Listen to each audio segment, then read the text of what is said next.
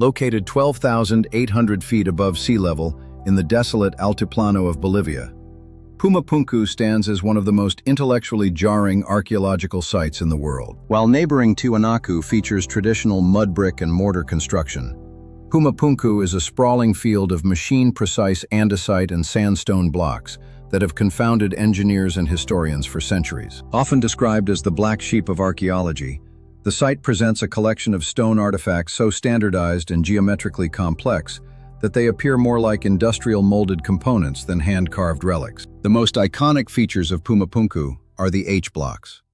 Carved from single pieces of dense andesite, a volcanic rock with a Mohs hardness of approximately 6 to 7. Recent studies utilizing 3D light-based structural scanners have quantified the impossible nature of these blocks. The scanning data revealed that the internal right angles of many H-blocks deviate from a perfect 90 degrees by less than 0.1 degree. Large flat surfaces on platform stones were found to be flat within a tolerance of 0.05 millimeters across several feet, a level of precision achieved today only through precision grinding systems. The site displays evidence of prefabrication and mass production.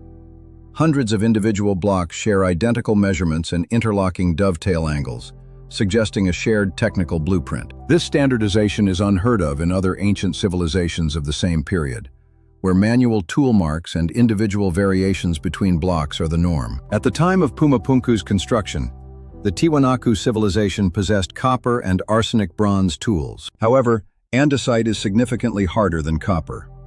Using a copper chisel on andesite would result in the tool wearing down almost instantly, making razor-sharp internal right angles and deep, narrow grooves virtually impossible with the known primitive technology. Pumapunku contains over 900 boreholes in andesite blocks.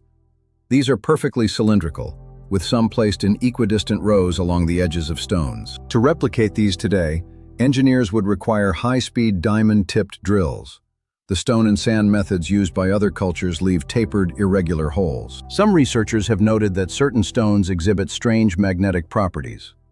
Large blocks of andesite, when tested with a compass, show localized magnetic anomalies. To bridge the gap between primitive tools and high-precision results, a compelling scientific theory has gained traction: the geopolymer hypothesis. This theory suggests that the H-blocks were not carved but molded, artificial geopolymer concrete made from pulverized stone and a mineral binder. Scanning electron microscope analysis of Pumapunku andesite has reportedly found traces of organic matter trapped within the stone matrix, evidence the stones may have once been liquid. Molding would explain why the blocks are so uniform.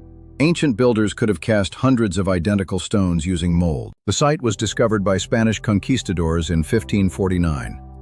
When asked who built the ruins, the local Inca replied that the site was not their work. They believed the site was built by the gods in a single night, the location where the creator god Viracocha first brought humanity into existence. In the early 20th century, engineer Arthur Poznansky claimed that Pumapunku dated back to 15,000 BC based on archaeoastronomy. He argued that the site's alignment with the solstices only matched the sky as it appeared 17,000 years ago. Today, Pumapunku is a shattered puzzle.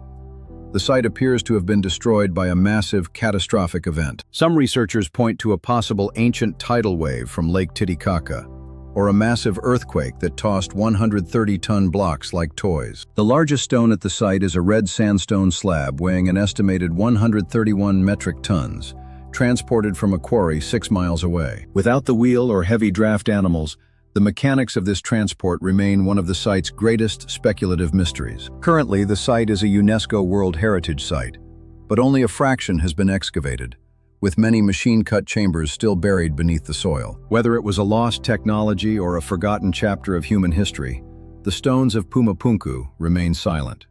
I'm Robert Dubrovolsky for Echoes of the Lost.